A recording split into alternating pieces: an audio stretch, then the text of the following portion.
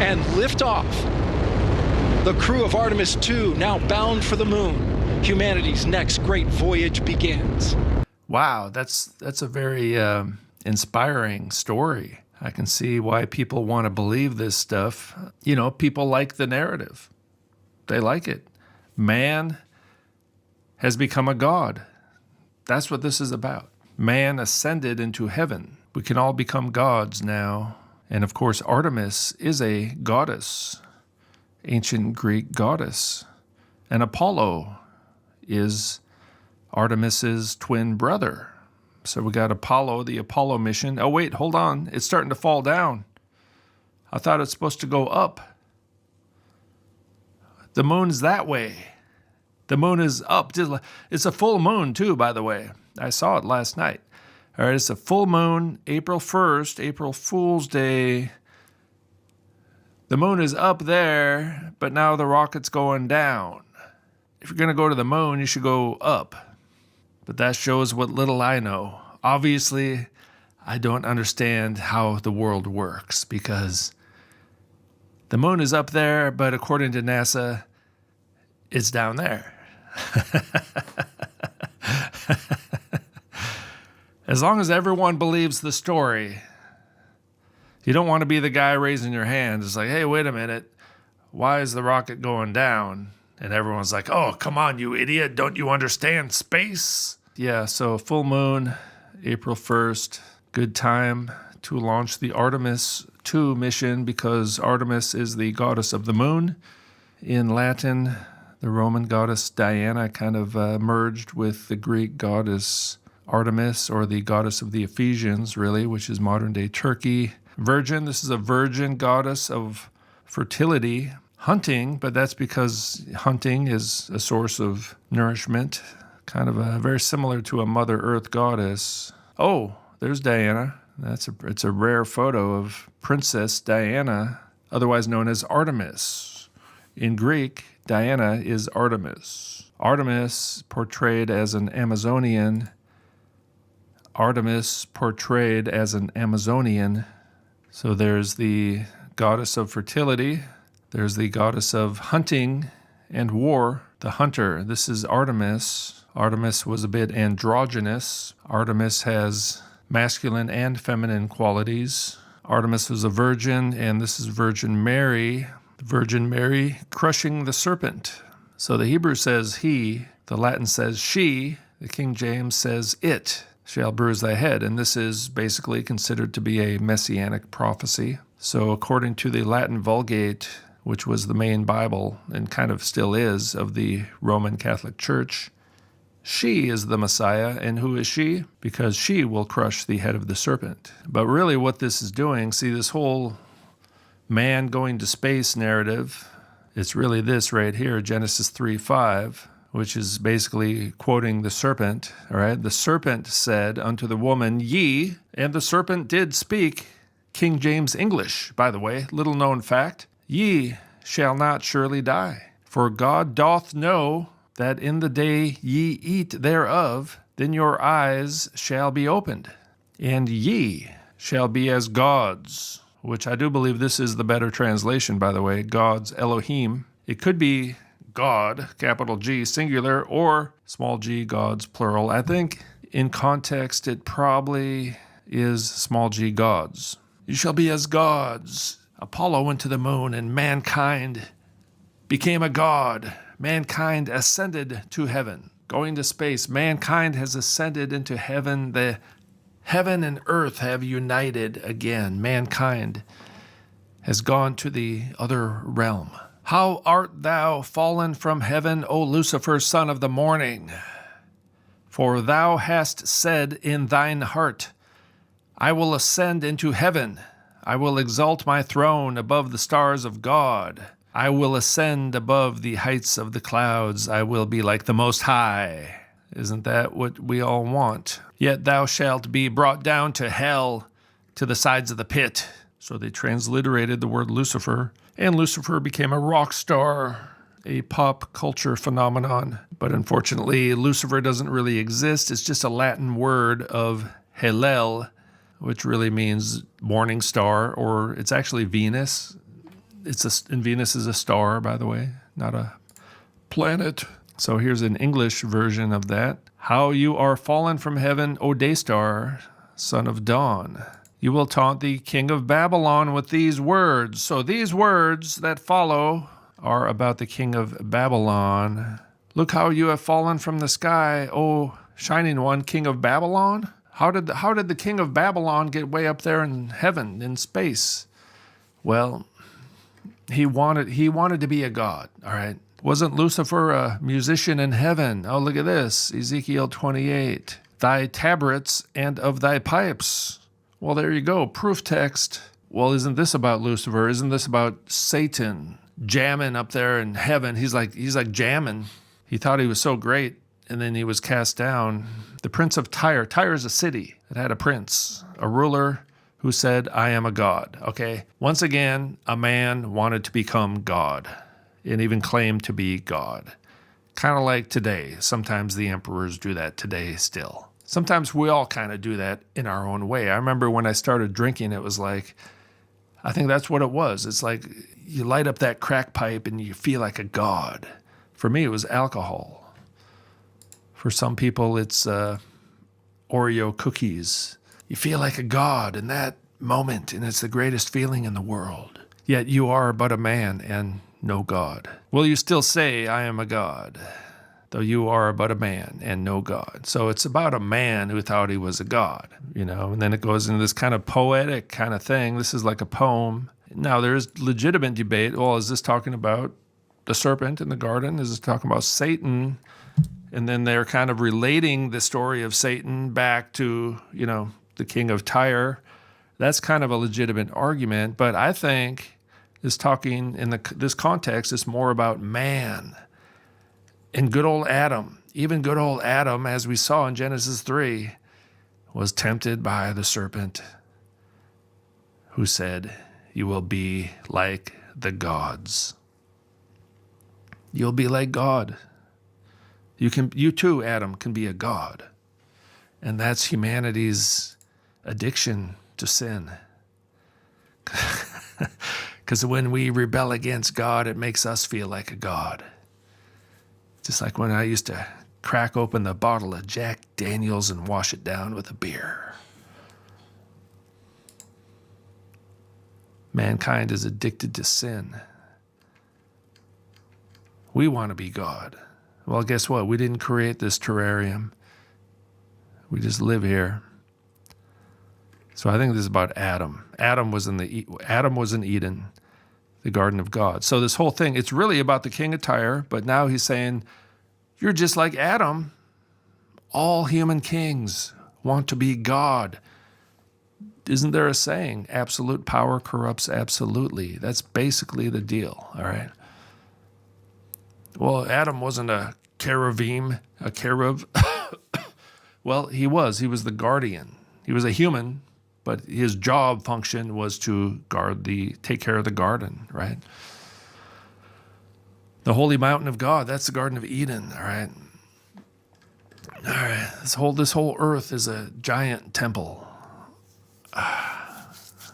You shall be as gods. And then they obeyed the serpent because they wanted to be like a god. That's why they did it. It wasn't because it tasted good. It was like, oh, I could be like a god? Really? Sign me up. It's the same old lie over and over again. That's what they're telling us. That's one of the reasons they're doing this. You shall be as gods. And that's why people believe it, because they want to believe it. They like the lie. People prefer the lie because we're addicted to the lie, because we're addicted to sin. The lie is that we can be like God or as gods, and the sin is the rebellion from our Creator. Created us to be in the image and likeness of God. Well, that's kind of what Jesus has done. And by the way, who actually ascended to heaven? Not these astronauts, Jesus, as a man and God, but even he's still human today. He's got a new resurrected body in heaven. While they were gazing into heaven as he went, behold, two men stood by them in white robes and said, Men of Galilee, why do you stand looking into heaven? This Jesus who was taken up from you into heaven will come in the same way as you saw him go into heaven. So that means he is a bodily ascension, and there will be a bodily return, an actual, real second coming, bodily second coming, which did not happen in 70 AD, as far as I know. Some major judgment happened in 70 AD, but the second coming and the resurrection and the judgment have not happened yet. In the ESV, every time the word Shamayim, which could mean heaven or sky, 100% of the time they translate it as heaven, which is pretty ridiculous. Most Bibles, it's about half, or maybe 40%, or 60%, whatever. So most Bibles, it's like half the time it's heaven, half the time it's sky, more or less, But in the ESV, it's always heaven. But according to my calculations, I looked into this, and the word Shamayim in the Hebrew Bible should be translated as sky about 90% of the time. In the beginning, God created the sky and the earth. That's what it says. That's actually what it should say. That's what it says in Hebrew, actually. And just by coincidence, God made the Rakia, and God called the Rakia the Shamayim, which is sky. God called the firmament sky, which means in the beginning, God created the firmament and the earth. This is the same thing as the sky, and it also includes everything under it, kind of like this room I'm in. I'm not in the walls, I'm in the room, but the room is created by the walls and the ceiling and the floor. This is a terrarium. So, for some reason in the ESV, every time this word is used, it's heaven, but that's completely not correct. I would say 90% of the time in the Hebrew Bible, it should be sky. But basically what's going on is that if they're talking about something above the dome, that's heaven. And if they're talking about the dome itself or anything below the dome, that's sky. And sometimes maybe it's a bit ambiguous, especially like when you get into the New Testament. But, it's all about the context. And unfortunately, today, we get our worldview from NASA. So we read the Bible through the lens of our pre-existing worldview. That's how we live our lives, actually. That's how we interpret data. And so they programmed us with a different worldview. And some of it just naturally happens through culture. So we think Satan's name is Lucifer, even though that's just a Latin translation of Venus. So we think Satan is Venus. Maybe he is. I don't know. But it says Venus, morning star. And that comes from our culture, cultural conditioning. But that separates us from the actual Word of God, the Bible. And we think heavens is outer space, when it really means sky, this and everything under it. So in the beginning, God created the firmament, and the land and the water were kind of there already. What he did was he separated heaven from earth by creating the sky. This is between heaven and earth. It's the barrier. And at the end of the book, heaven comes to earth. Our destiny is not to be a disembodied spirit living in heaven. That comes from Greek philosophers like Plato. The ultimate destiny and the conclusion of the Bible is that God comes to earth to be with us. It's not about us going to heaven to be with God. It's about God coming to earth to be with us. I will be your God. I will dwell in your midst, and you will be my people. It's about God tabernacling with us. That's why the temple was God dwelling with the people, and they had to do certain things. It was like the boy in the bubble. This is earth. This is the firmament, the sky. But then there was a small version of this. It was the temple, the tabernacle, and spoiler alert at the end of the book, God comes and dwells with people on earth again. This whole moon thing, this whole outer space operation, the whole worldview they've created for us. Now remember, wasn't Galileo considered to be a heretic? But now he's a hero. And by the way, all three of them were punished. Adam and Eve were not innocent victims. The serpent beguiled me and I did eat. Well, at least she's honest about that. But that's what she did. That's her part. And so she was punished. Adam was punished. Satan was punished. All three of them were guilty. Even though Adam and Eve kind of thought they were the innocent victims, no, they were deceived. They were punished for being deceived. We're deceived when we stop trusting in God. When we stop trusting and obeying in God, we leave ourselves open to deception, and we kind of deserve it. So I'm not trying to wake people up. I'm not trying to wake anyone up. So Paul's in Ephesus, Acts 19, and he met a man named Demetrius, a silversmith, who made silver shrines of Artemis and brought no little business to the craftsmen. A lot of money in idolatry. Just ask Elvis Presley or Taylor Swift. These he gathered together with the workmen in similar trades and said, men, you know that from this business, it's a business. So we got Artemis, the goddess, but these are shrines of Artemis, statues made of silver in this case, and it's a business. It's the idolatry industry, which is really what the entertainment industry is. Not a coincidence that the movies open up with the image of a goddess, right? Religion is basically a business. Men, you know that from this business we have our wealth. It's just a business for a lot of people. People would sacrifice to these statues of Artemis, including human sacrifice, including their testicles, all right? And you see in here that not only in Ephesus, but in almost all of Asia, which was the province in modern-day Turkey, this Paul has persuaded and turned away a great many people. We're losing money because of Paul, saying that gods made with hands are not gods. Nobody liked Paul. The Jews didn't like Paul, even though he was a Pharisee, because kind of similar stuff, right? There's a lot of money in the Jerusalem temple, and this is the Artemis temple. Well, guess what? The whole world is a temple, and God's presence is going to fill up the whole world. And Paul is an apostle and an evangelist, a minister of the good news that God's presence is now spreading throughout the whole world. When people had faith in God, they would be filled with the Holy Spirit, which is the presence of God.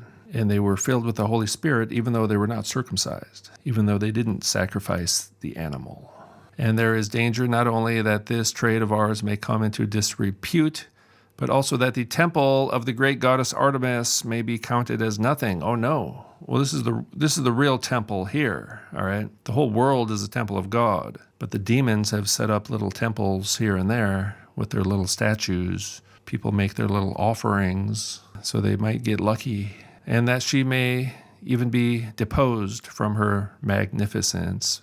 She might not be considered to be the goddess anymore. And we might lose money. We might lose our job. She whom all Asia and the world worship. Now, is this talking about Taylor Swift or Artemis? It's hard to tell sometimes. Or the Wonder Woman superhero, Supergirl, played by Millie Alcock. All Asia and the world worship Artemis. And now Artemis just went to the moon so we could become like the gods. And that's what people want. When they heard this, they were enraged and were crying out, "Great is Artemis of the Ephesians." So the city was filled with confusion. The stars were falling. It was chaos. It was the end of the world, because who's in charge? Who do we make the offering to? If we don't sacrifice to Artemis, there'll be a famine. There'll be pestilence. There'll be war. Civilization will be destroyed if we don't offer sacrifices to Artemis, the Mother Earth goddess of fertility and harvest and food. We're going to starve to death if you don't sacrifice to Artemis. So the city was filled with confusion, and they rushed together into the theater. Paul was like an unvaccinated person threatening the life and welfare of the community. He was a threat to public health. And when they recognized that he was a Jew, for about 2 hours, they all cried out with one voice, "Great is Artemis of the Ephesians." So they're in this theater chanting Taylor Swift. Great is Taylor Swift. Great is Wonder Woman. Great is Princess Diana. Oh, by the way, King James Version, great is Diana. Latin Vulgate, right? There it is. There's the Latin Vulgate right there. Magna Diana Ephesiarum. So the translators of the King James Bible were like, well, the Greek says Artemis. That's actually what this says right there in Greek. It says Artemis. So the Greek says Artemis, but let's go with the Latin. The Latin says Diana. We better go with the Latin, just like we did with Lucifer. Let's just base our entire translation on the Latin. Let's do that. Except when it says she in Genesis 3:15, we'll put it. And when the town clerk had quieted the crowd, he said, "Men of Ephesus, who is there who does not know that the city of Ephesus is temple keeper of the great Artemis?" Keeper of the temple. Wow. The Ephesians had a responsibility to make sure that the universe did not implode, and of the sacral stone that fell from the sky. Yeah, I've read about this. So now I think Herodotus wrote about this. It was either like they believed that the statue of Artemis actually fell from the sky, that it was not actually made with human hands. So they believed it was a stone not made by human hands. The meaning of the Greek is uncertain. Was the King James worshiper of the great goddess Diana and of the image which fell down from Jupiter, from Zeus. Wow. The expression fell from heaven adds a note of apologetic about the heavenly origin of the goddess. The city's identity and well-being was wrapped up with this connection. In their view, many interpreters view her image that fell from heaven as a stone meteorite regarded as a sacred object. But see, that's the modern-day worldview, isn't it? Now, this temple of Artemis was considered to be one of the 7 wonders of the ancient world, actually. I think there's some remains now, but there's not much left today. But it was a pretty big deal back then. And there was another one, the Temple of Aphrodite, but this is Herodotus, ancient historian. He talks about the NREs, who are hermaphrodites, which actually means transvestites, the androgyni, the androgynes. That's what it says in Greek there. And the Temple of Artemis had, at the very least, they had castrated priests because they're sacrificing their fertility for the greater fertility of the community. But they also had transvestite cultic personnel. All right, that's the ritual purity, which is ritual androgyny as a way to connect heaven and earth. That's what a temple is all about. I've been to temples where it kind of almost feels like you're entering into a different realm, a heavenly realm. And they have the statues of heavenly beings, call them angels or demons or supernatural entities, cherubim or seraphim, whatever. The female sickness is, that's the transvestites, men who they call androgynes. All right, that's what that says there. The NREs are androgynes. The priests of the mother goddess, Kybilla, the Gali, castrated priests, mutilating themselves, the effeminate being consecrated. This is the Malakos, the androgynes. It's a ritual. The NREs, who are epicene, this word actually means, look at this definition here, having characteristics of both sexes or no characteristics of either sex. So that means they live in Portland, Oregon, or Canada. Effeminate. These are transvestites, all right? These are the transvestites. This is Herodotus writing like in the 5th century BC, somewhere around there. The NREs, who are androgynes, say that Aphrodite gave them the art of divination. Well, that's kind of what a lot of the celebrities these days are saying as well, basically. So there you go. That's what's going on. Now, this is Clement of Alexandria, the 2nd century AD, writing about the mysteries of the mother of the gods, Aphrodite. But a lot of these same things were going on at the Temple of Artemis. The mysteries, orgies of Aphrodite, those lustful members that were cut off from Uranus. The gift of the cake of salt and a phallus is made to those who are initiated into the art of fornication and the initiated bring their tribute of a coin to the goddess as lovers do to a mistress. Initiation into the cult of Aphrodite. Now, the rocket is kind of a phallus as well, right? So they're sending a phallus to the moon, to Venus. The mysteries of Demeter, there's the mother goddess right there. The mysteries of Demeter commemorate the amorous embraces of Zeus with his mother Demeter and the wrath of Demeter. The same rites are performed in honor of Attis and Cybele. Unspeakable obscenities, the same rites are performed in honor of Attis and Cybele. Attis is castrated Attis, the androgyne, and the Corybantes by the Phrygians, who have spread it abroad how that Zeus tore off the testicles of a ram, flung them into the midst of Demeter's lap, pretending that he had mutilated himself. If I go on further to quote the symbols of initiation into this mystery, the Eleusinian mysteries, look at this, they actually talk about it right here. And the formula of the Eleusinian mysteries is as follows. I fasted, I drank. And then they talk about the Scythians, the right of the mother of the gods. The man, having been deprived of his own virility in Greece, was now communicating the effeminate disease. The effeminate disease is ritual androgyny. The mother goddess, whether it's Artemis or Aphrodite or Mary, the priests are castrated and cross-dressers. In the Catholic Church, they're simply, celibate, unmarried, right, as a rule. It directly comes from this. It's a bit kind of watered down, customized to not offend the masses, but Martin Luther did call them hermaphrodites, by the way, right, 500 years ago. So Holman Illustrated Bible Dictionary, the temple ceremonies were carried out by priests who were eunuchs, and the priestesses who were virgins. They had a lot of music, dancing, and drama. And then these are like either eggs or testicles or breasts, symbolizing the fertility of Artemis. And the word Artemis does appear in the Bible about 6 times, and I think it's all here in Acts 19.